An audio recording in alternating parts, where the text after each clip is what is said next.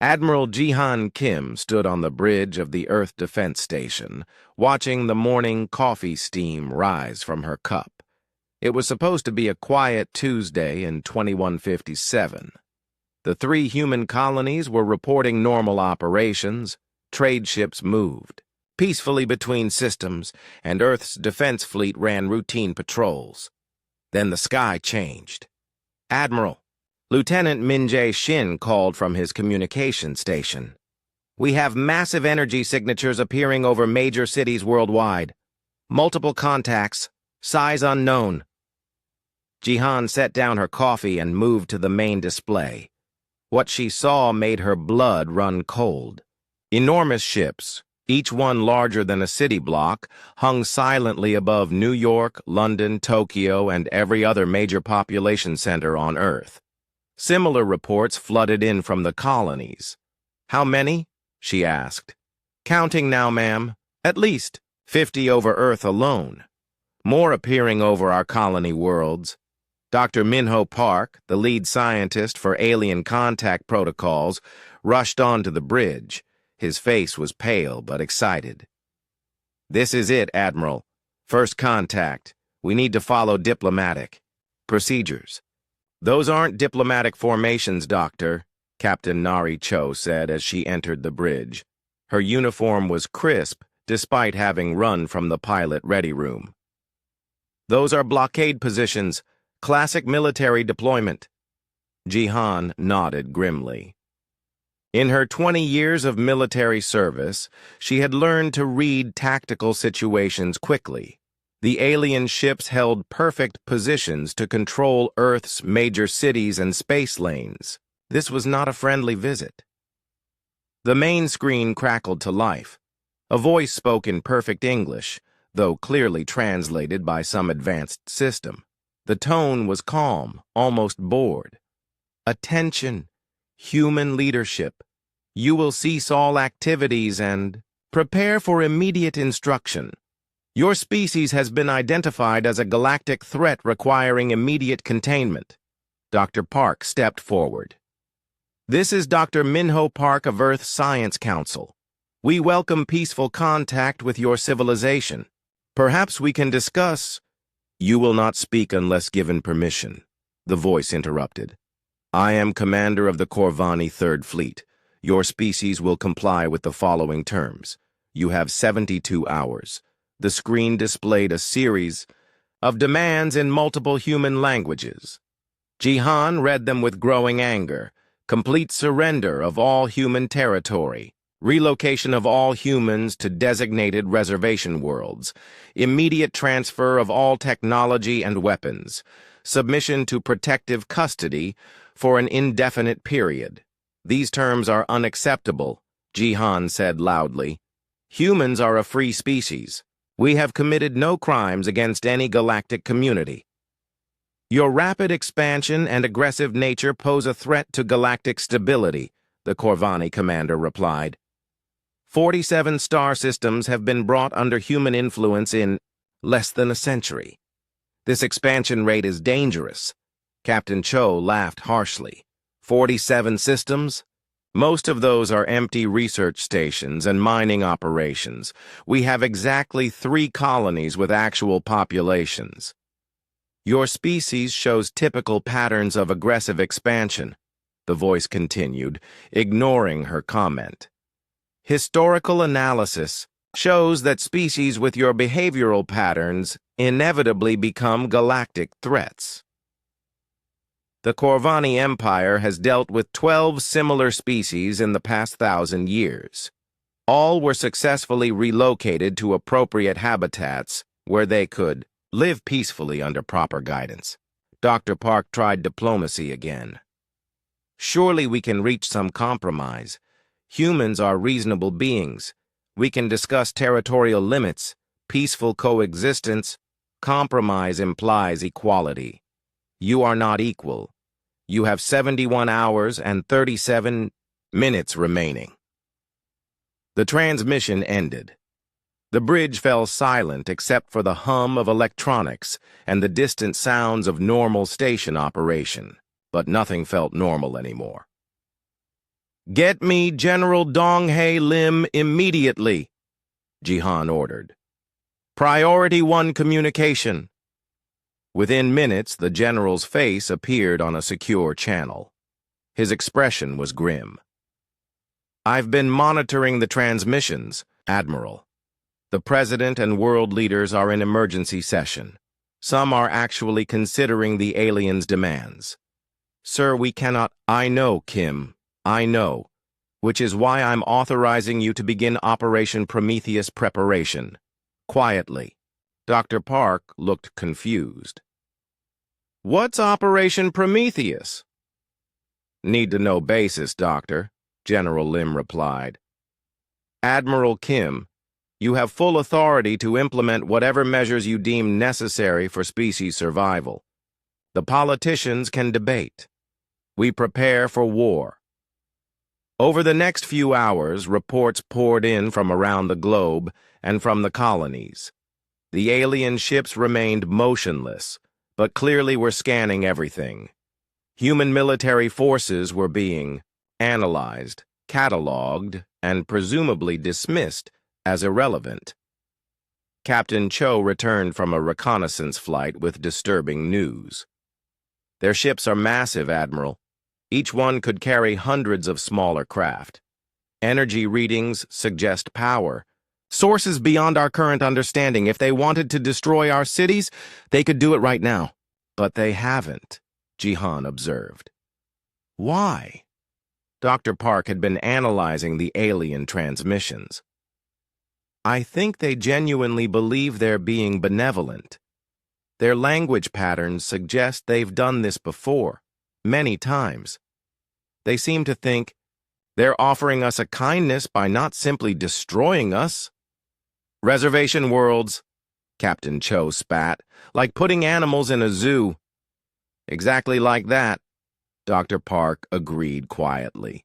To them, we're dangerous animals that need to be contained for everyone's safety, including our own. As the first day passed, more details emerged. The Corvani Empire controlled vast regions of the galaxy.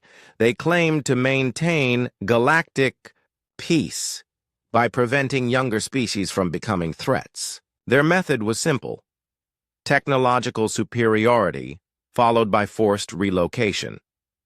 They've done this to dozens of species, Dr. Park reported. Their historical records, which they freely shared, show conquest after conquest. But they don't call them conquests. They call them interventions and protective relocations. General Lim's face appeared again on the secure channel. Admiral, I need Captain Cho and her fastest ship ready for a special mission. Something the politicians don't need to know about yet. Sir, we're going to send a message to these Corvani, not with words, with actions. How quickly can your people implement Prometheus protocol? If we skip safety checks and work around the clock, 36 hours, sir. Do it. And Admiral, the President is leaning toward accepting their terms. He thinks we can negotiate better conditions once we're on. Their reservation worlds. That's insane, sir. I know, which is why we're not waiting for his decision. Begin Prometheus implementation immediately.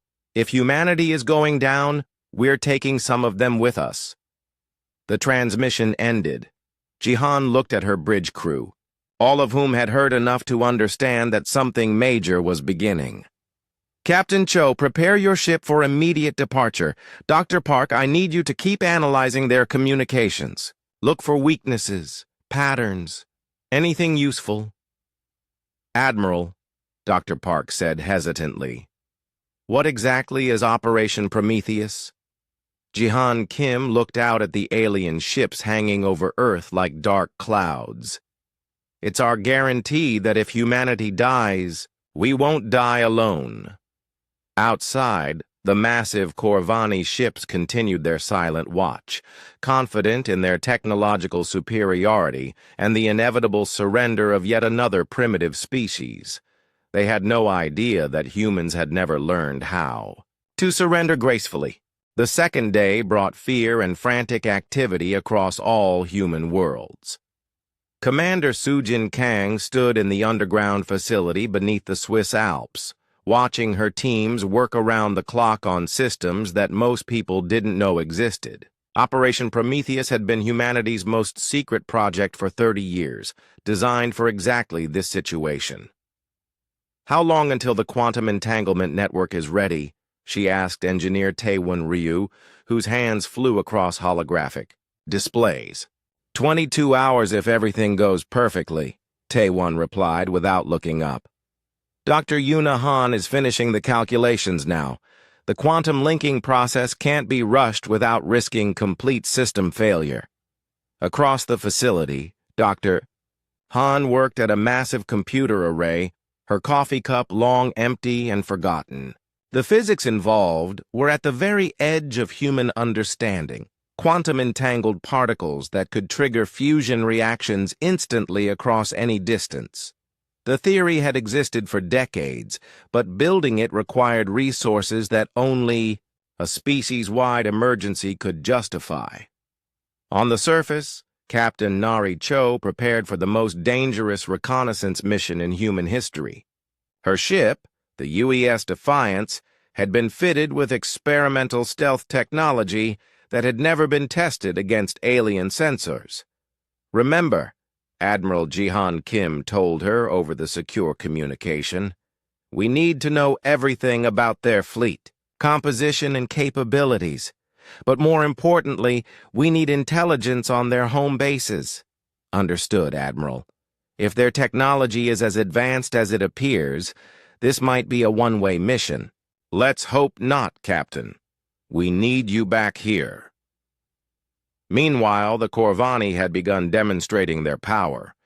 3 human patrol ships that had tried to approach the alien fleet found themselves completely helpless as unknown energy beams drained their power cores in seconds. The ships weren't destroyed, just left floating dead in space, their crews unharmed but completely powerless. Dr. Minho Park analyzed the recordings of these encounters. "They're not trying to kill us," he reported to Admiral Kim. "They could have destroyed those ships easily. Instead, they neutralized them with what appears to be some kind of energy drain weapon. Because they want us alive for their reservations," Admiral Kim replied grimly. "Dead humans can't be relocated and controlled." The political situation on Earth grew more desperate by the hour. President Chen and other world leaders faced impossible choices. The alien technology was clearly centuries ahead of human capabilities. Military resistance seemed hopeless. "We have reports from 12 other star systems," Dr. Park announced during the emergency briefing. "The Corvani have sent similar ultimatums to other species across the galaxy. This is happening everywhere, not just to us." "How many other species are we talking about?" Admiral Kim asked. "At least 12 that we know of. The Corvani transmissions mention current operations across multiple sectors. They're doing this to everyone who doesn't already submit to their empire." Commander Kang's intelligence teams had been working non-stop to analyze every piece of information about the Corvani. Their findings were disturbing. "Admiral, we've discovered something important," she reported. "The Corvani have never faced serious resistance. Every species they've conquered surrendered when faced with their technological superiority. Their military doctrine assumes surrender after a show of force. They've never fought a real war," Admiral Kim realized. "Exactly. They're used to overwhelming primitive species with technology demonstrations, then managing compliant populations. They have no experience with opponents willing to fight to extinction." As the deadline approached, more disturbing intelligence emerged. Captain Cho's reconnaissance mission had returned with horrifying data. "Admiral, you need to see this," Captain Cho reported from her ship's bridge. Her face was pale and angry. "I managed to penetrate their outer sensor perimeter and scan some of their data transmissions. The information she brought back painted a picture of systematic cultural genocide. The Corvani hadn't just conquered other species, they had broken them completely. Ancient civilizations reduced to primitive farming communities on barren worlds. Advanced species turned into zoo exhibits for Corvani entertainment. They call it species management, Captain Cho continued. They've done this 47 times. In the past 1,000 years, entire civilizations just erased. Their technology confiscated, their history rewritten, their people turned into pets. Dr. Park studied the alien records with growing horror. Some of these species were more advanced than humans when the Corvani found them. Look at this. The Villani had developed faster than light travel 300 years before humans even left Earth. The Corvani turned them into agricultural workers on a desert planet. Where are they now? Admiral Kim asked. Still there. Still farming. Their descendants don't even remember they once traveled between stars. The revelation changed everything. This wasn't just about human freedom, it was about the survival of a human civilization itself. The Corvani didn't just want to control human bodies, they wanted to erase human culture, human achievement, human memory. In the hidden facility, Dr. Han finally completed her calculations. The quantum network is ready for deployment, she announced. Once we activate the entanglement field, we can trigger fusion reactions simultaneously across multiple target points, regardless of distance. Engineer Ryu ran final systems checks. The delivery system is operational. We can place quantum-linked devices on any target within range of our stealth ships.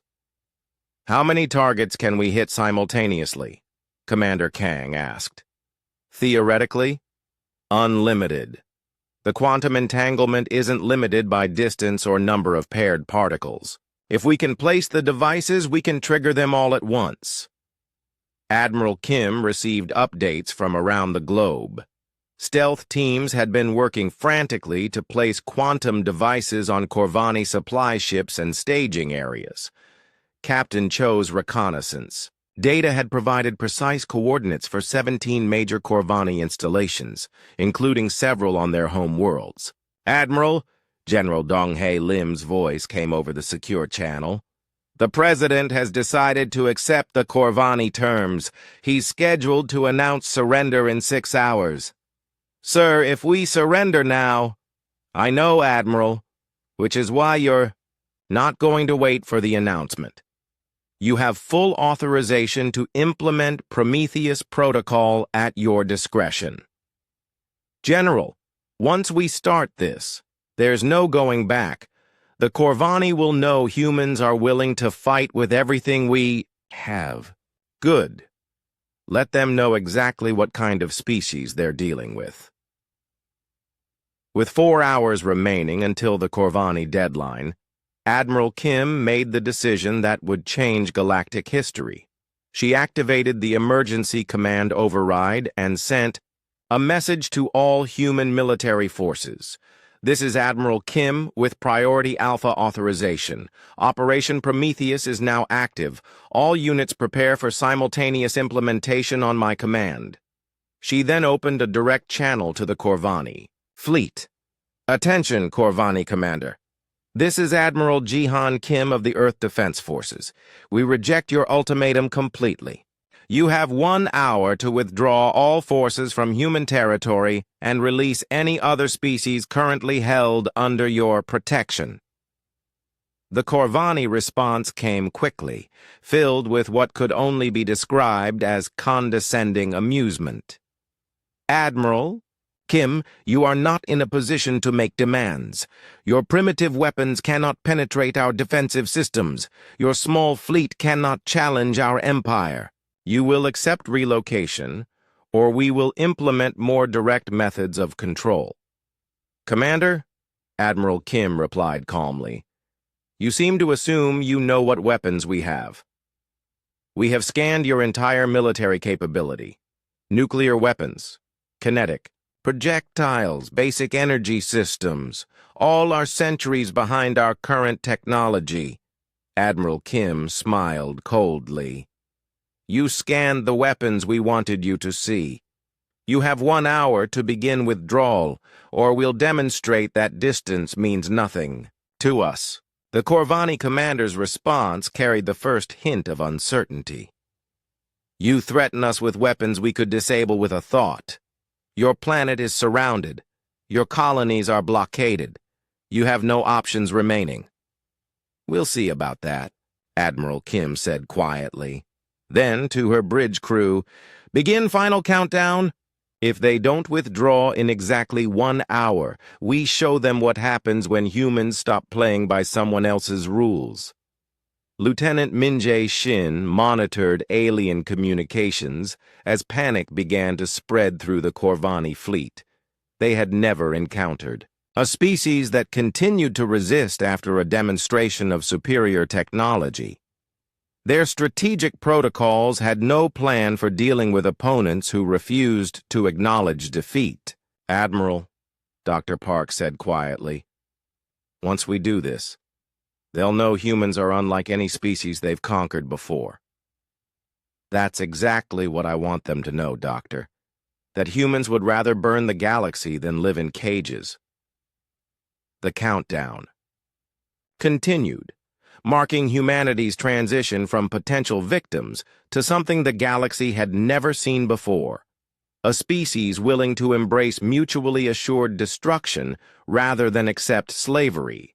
Captain Ji-won Lee's hands were steady on the controls of her scout ship as she slipped through the outer edges of the Corvani staging area. Her ship was the fastest and most advanced stealth vessel in the human fleet, equipped with experimental technology that bent light around the hull. If the aliens detected her, the mission would fail and humanity would lose its only advantage. Passive sensors only, she whispered to her small crew. We need data, not a fight. Behind her, Major Seok Jin Yoon monitored the alien fleet formations, while Dr. Hunwoo Nam analyzed their technology signatures. What they found in the restricted database files would change everything. Captain, Dr. Nam said quietly, you need to see this. I've broken into their cultural database. The Corvani aren't just conquerors. They're collectors. The data that streamed across their screens painted a horrifying picture. The Corvani Empire maintained detailed records of every species they had managed over the past millennium.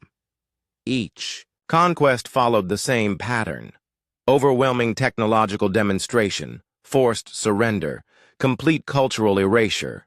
Look at this. Major Yoon pointed to a series of entries. The Zalani were master engineers who built structures that lasted for thousands of years. The Corvani turned them into simple laborers who don't even remember how to use metal tools.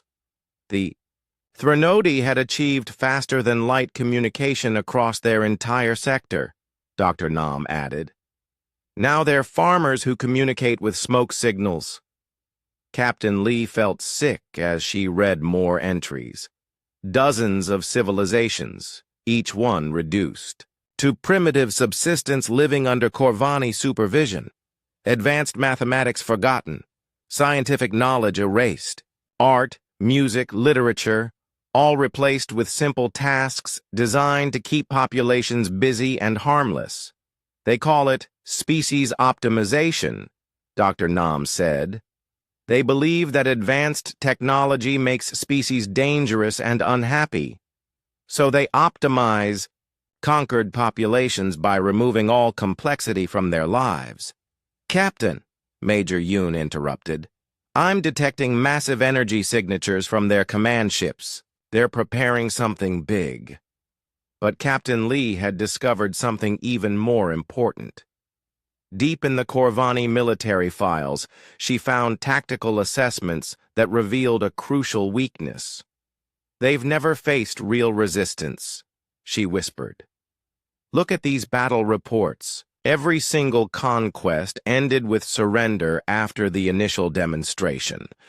They have no experience with species that fight back. The Corvani military doctrine was based entirely on technological intimidation. Their ships were powerful but designed for shows of force, not actual combat. Their weapons were designed to disable and control, not destroy. Their strategies assumed surrender after minimal resistance. They're not prepared for war, Dr. Nam realized. They're prepared for management. Back on Earth, Admiral Jihan Kim received Captain Lee's data with grim satisfaction. The intelligence confirmed what Commander Sujin Kang had suspected. The Corvani had never fought an opponent willing to accept mutual destruction. Admiral, Engineer Taewon Ryu reported from the hidden facility, all quantum devices are in position. We have 17 primary targets on Corvani home worlds, 43 supply bases, and 12 fleet staging areas. Total simultaneous targeting capability confirmed. Dr. Yuna Han monitored the quantum entanglement network from her control station. All particles are properly paired and stable. Once we trigger the sequence, the reactions will occur instantly across all target locations. How instant? Admiral Kim asked. Quantum entanglement isn't limited by the speed of light, Dr. Han explained. The reactions will be truly simultaneous, regardless of distance. If we activate the sequence now, devices placed 50 light-years away will detonate at exactly the same moment as devices in Earth orbit. The beauty and terror of the plan was its simplicity. Humanity couldn't match Corvani technology ship for ship, but they could deliver devastating surprise attacks to locations the aliens believed were completely secure. General Dong-Hae Lim's face appeared on the command screen. Admiral, the President has postponed his surrender announcement. He wants to see what you can accomplish first. You have full authorization to proceed. Understood, sir. How are the other human colonies responding? Mars colony is ready. New. Geneva is ready. All our people know what's at stake. Admiral Kim turned to her bridge crew. Open a channel to the Corvani fleet commander. Lieutenant Min-jae Shin established the connection. The alien's voice carried the same condescending tone. As before, Admiral Kim, your hour has expired. Begin preparation for relocation immediately, or we will disable your planetary defense systems and begin forced collection procedures. Commander, Admiral Kim replied calmly, I have a counter-proposal. You will immediately withdraw from all human territory and release every species currently held under your management. You have 30 minutes to begin compliance. The Corvani commander's response carried disbelief and irritation. You are hardly in a position to make demands. Our scans show no change in your military capability. Your weapons remain primitive and ineffective against our technology. You're right that you've scanned our weapons, Admiral Kim agreed. But you haven't scanned our delivery systems. Impossible. We have monitored all human spacecraft movement. No human ships have approached our secure installations. Admiral Kim smiled, coldly. Commander, how familiar are you with quantum physics? Your scientific development is centuries behind our own. Your quantum research is primitive. Perhaps. But primitive can be very effective when properly applied. Dr. Han, please give our Corvani friend a demonstration. Dr. Han's fingers moved across her control panel. Single target demonstration prepared, Admiral. Corvani supply station in the Proxima sector. Execute. 47 light-years away, a Corvani supply station that had been considered completely secure simply ceased to exist. The quantum-triggered fusion reaction lasted only microseconds, but it created a brief star where the station had been.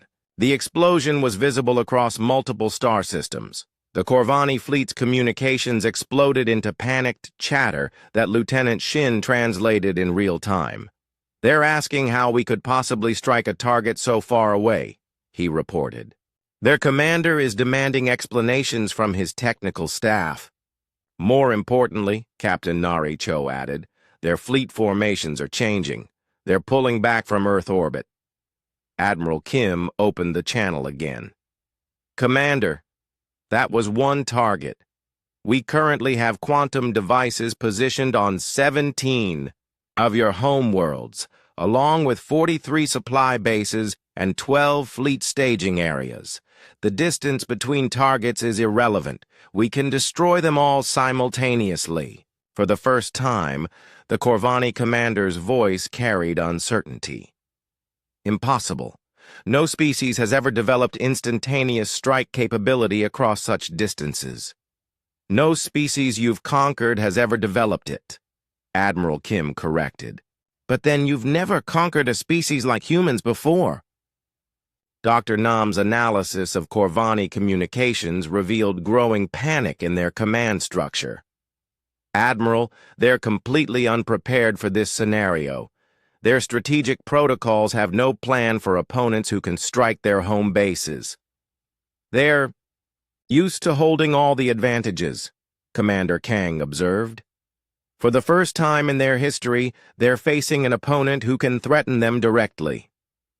The Corvani commander tried to regain control of the situation.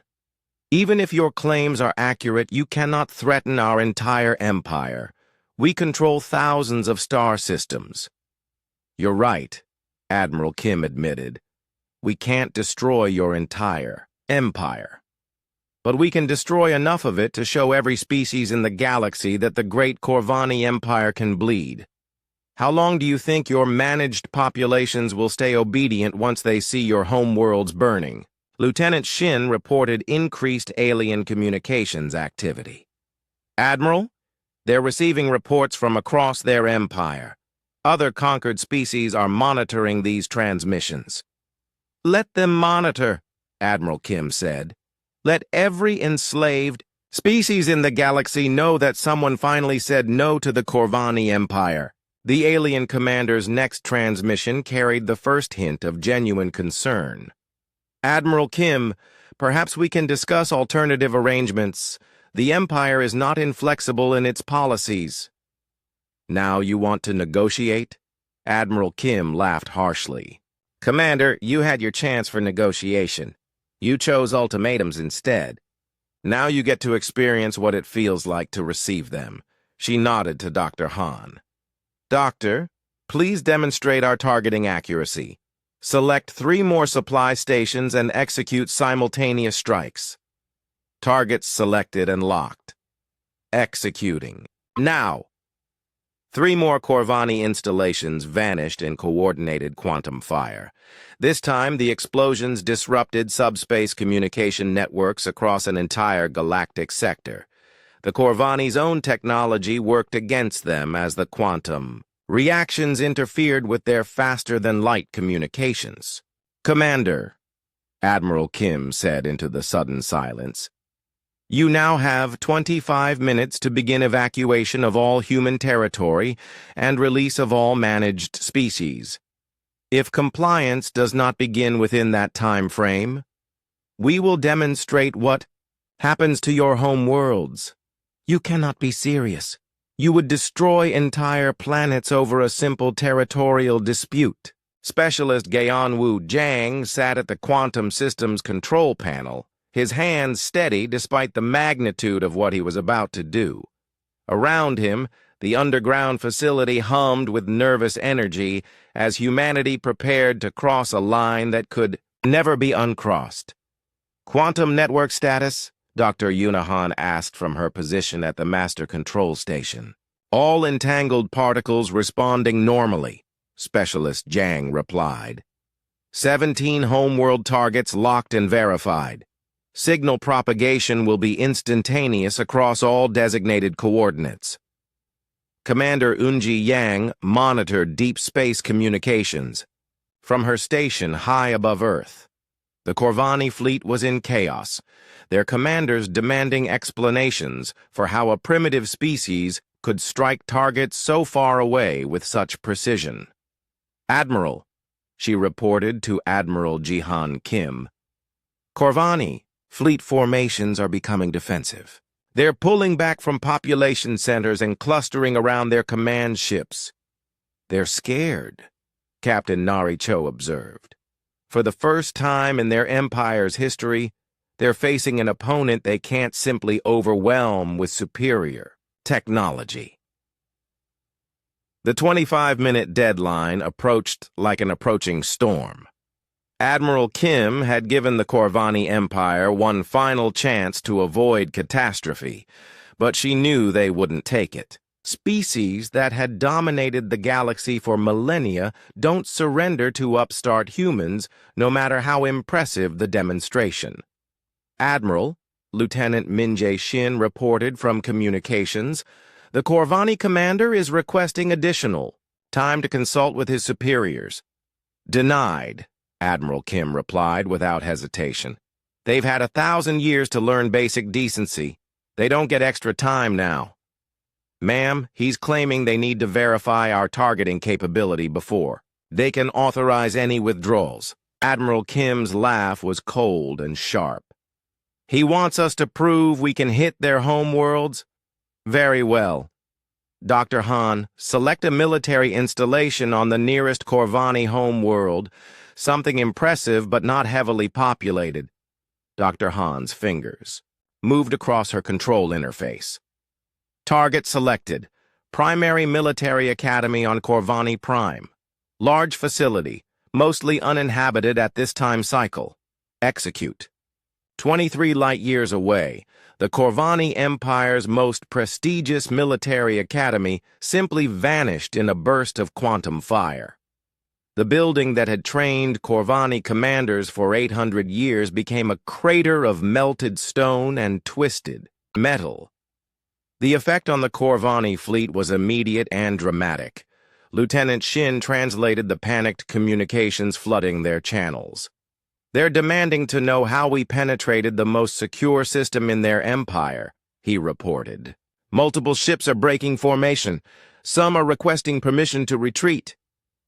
"And their commander?" Admiral Kim asked.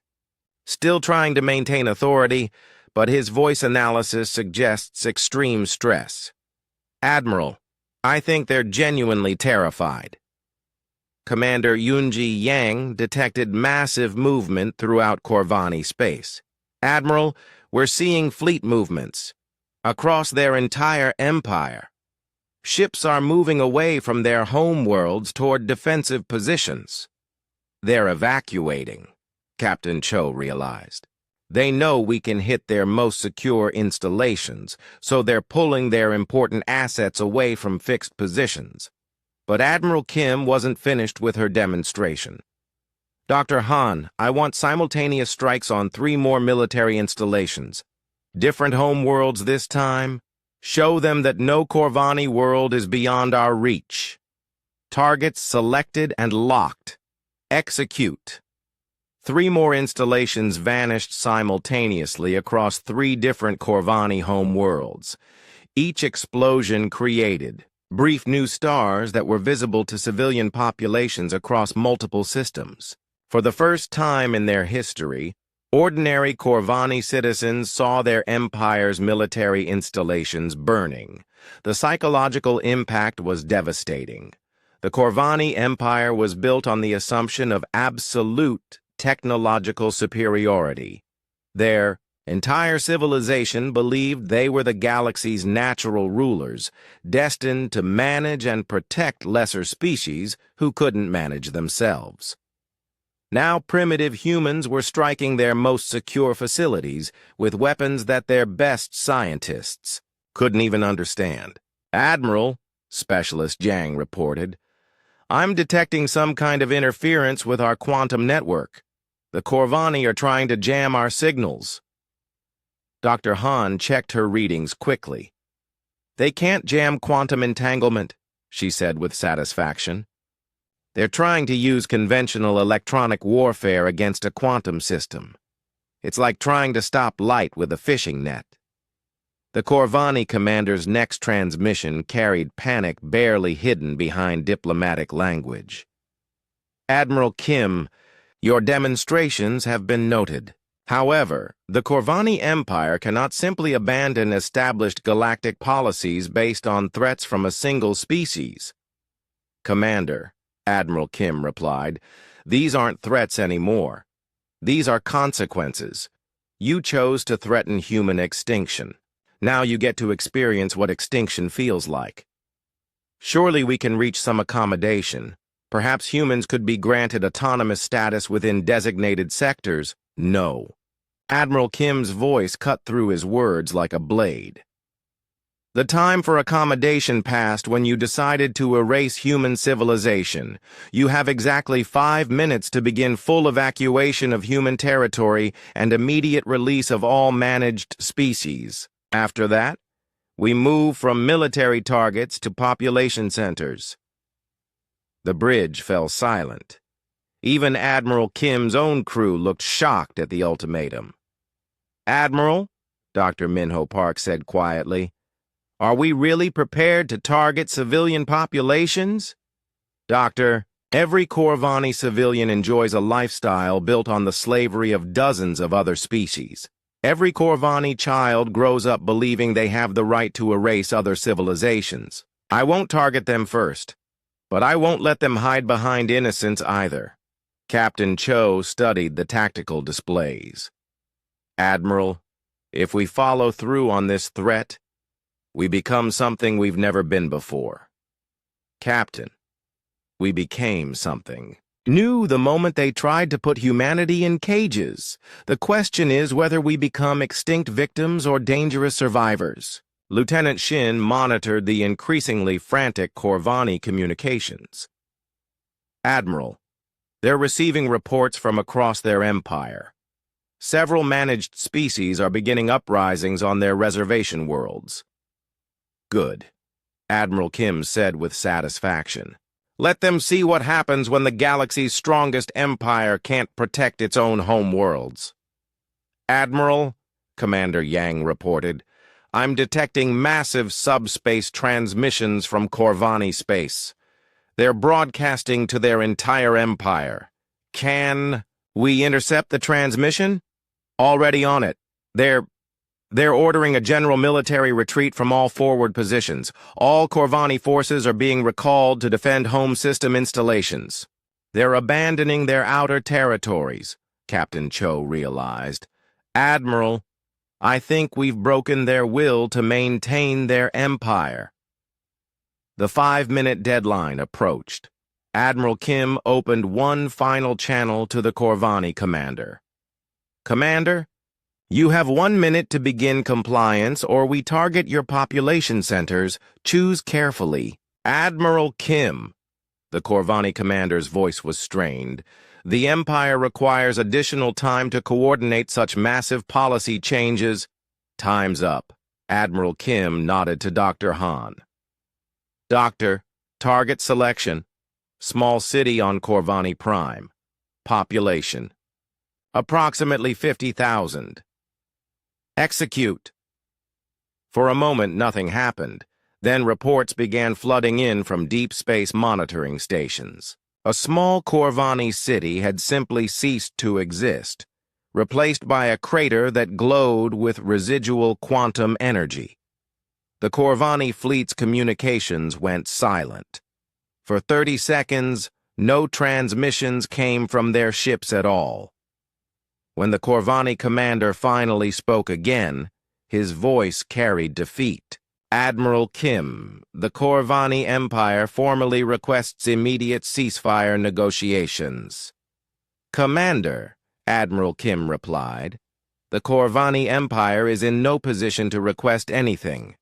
You have exactly 1 hour to begin visible evacuation of all human territory and release of all managed species. This is not a negotiation. This is your surrender. But you cannot expect us to simply abandon our entire imperial structure.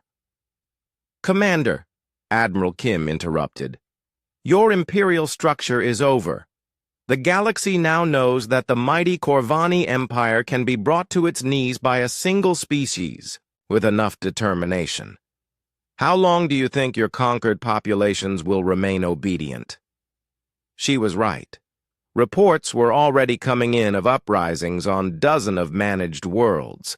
Species that had been enslaved for centuries were rising up, knowing that their oppressors were vulnerable for the first time in galactic history. Your choice is simple, Admiral Kim continued. You can release your managed species voluntarily and retreat to your core worlds, or we can target every major population center in your empire until you have no choice. Either way, the age of Corvani domination is over. The transmission ended. In the quantum control facility, Specialist Zhang maintained his position at the controls, ready to trigger the destruction of an entire galactic empire if necessary. Admiral, Dr. Park said quietly, we've just changed the course of galactic history. Yes, Admiral Kim agreed, watching the tactical displays as Corvani ships began moving away from human territory. Now let's make sure we change it for the better. Ambassador Suyong Park stood in what had once been the Corvani Empire's Central Command facility. 3 weeks had passed since Admiral Jihan Kim's ultimatum, and the galaxy had transformed in ways no one could have predicted.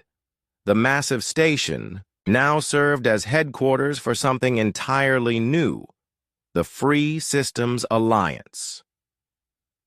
Ambassador, Captain Youngmin Kim reported as he entered the conference room.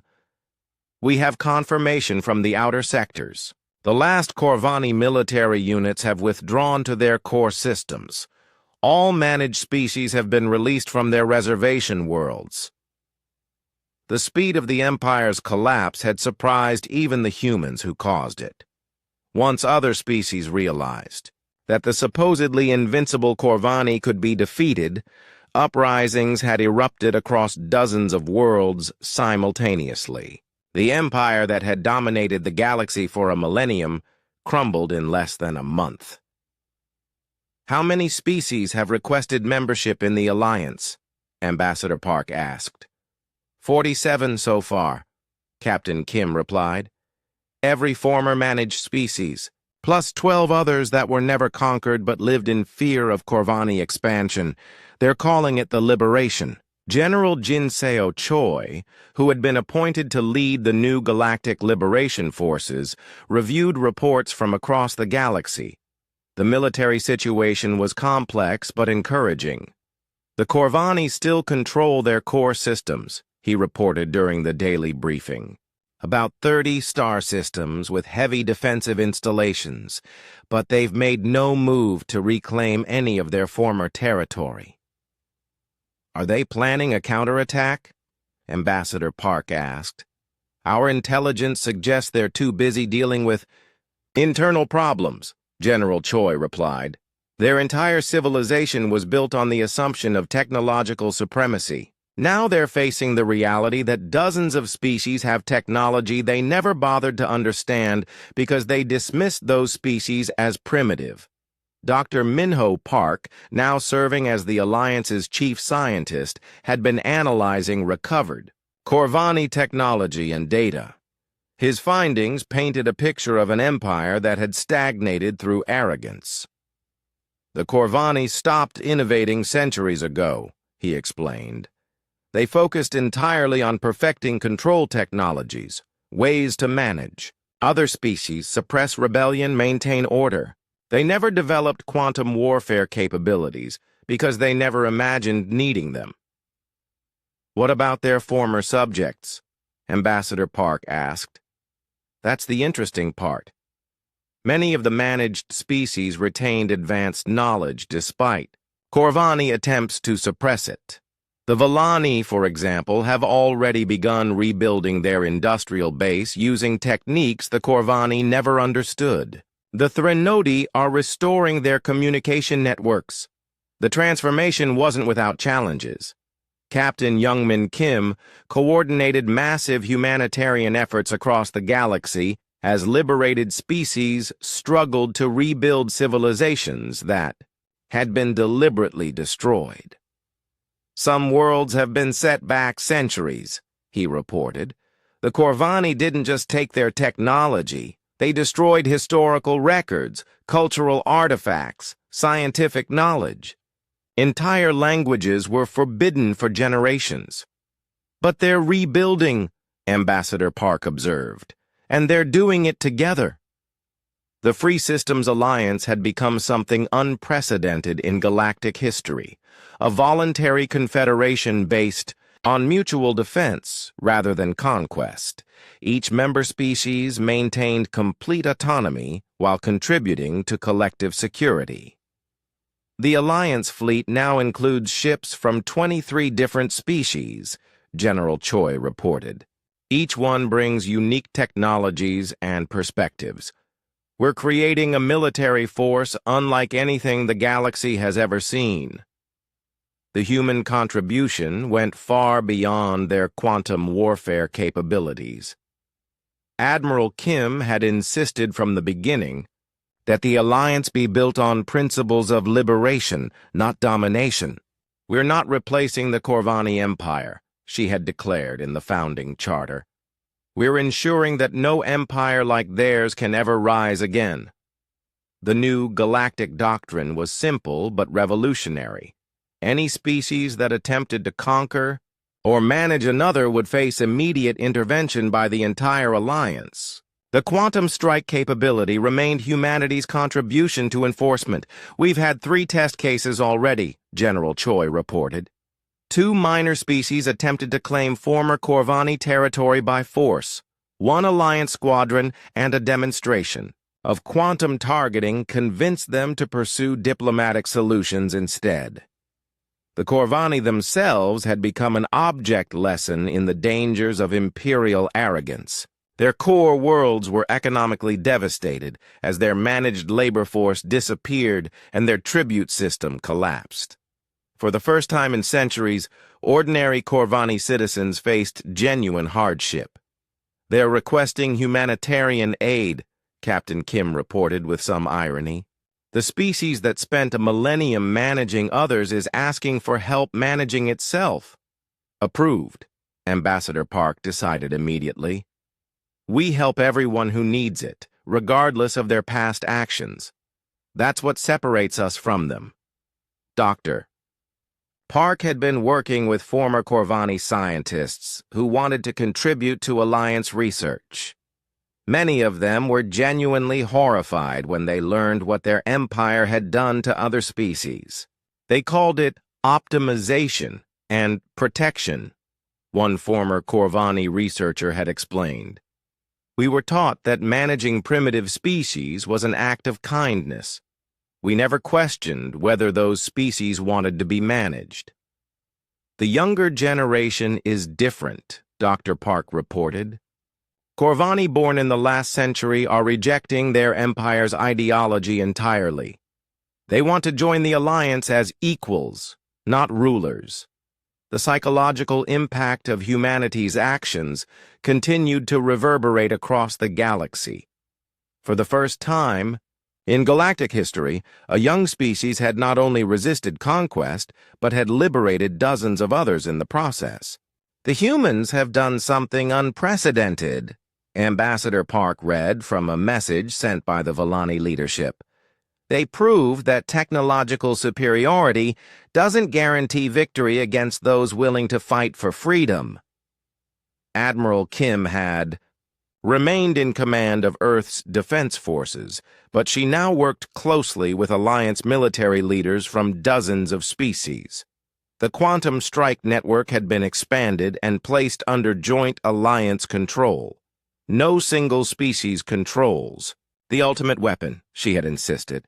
"The power to destroy worlds must be held by all free species together, never by one alone."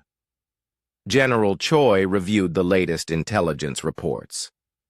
"The galaxy is more peaceful now than it's been in 1,000 years.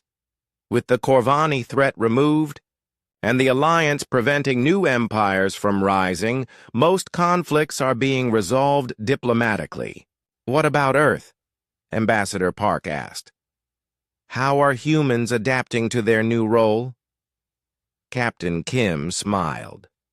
Surprisingly well. Most humans never wanted to be galactic liberators, they just wanted to be left alone. Now that other species are free, to develop independently, humans are focusing on exploration and scientific advancement. The irony wasn't lost on anyone. The species that had threatened to burn worlds to defend their freedom had become the galaxy's greatest force for peace and liberation. We have a message from the Outer Rim, General Choi announced. 3 new species have made contact requesting membership in the Alliance. They heard about the liberation and want protection from potential future empires. Ambassador Park approved the diplomatic contact immediately. The alliance continued to grow as word spread that there was finally an alternative to conquest and domination. In a private moment, Dr. Park reflected on how much had changed. The galaxy that had seemed destined for eternal domination by the strong over the weak had become a place where cooperation and mutual respect were becoming the norm. We kept our promise, Admiral Kim said during a secure communication with General Donghae Lim on Earth. We said we'd burn their worlds if they tried to cage us, but in the end, we built something better than they ever imagined. The threat worked because they believed we'd follow through, General Lim replied. Sometimes the willingness to destroy everything is exactly what you need to save everything. The Free Systems Alliance continued to expand and evolve, but its founding principle remained unchanged. Never again would any species face the choice between slavery and extinction. The galaxy had learned that some species, when pushed to the brink, don't just fight back, they fight to ensure no one else ever faces the same threat. In the end, humanity's ultimatum had been more than just a threat. It had been a promise that freedom was worth any price, and that promise had changed the galaxy forever.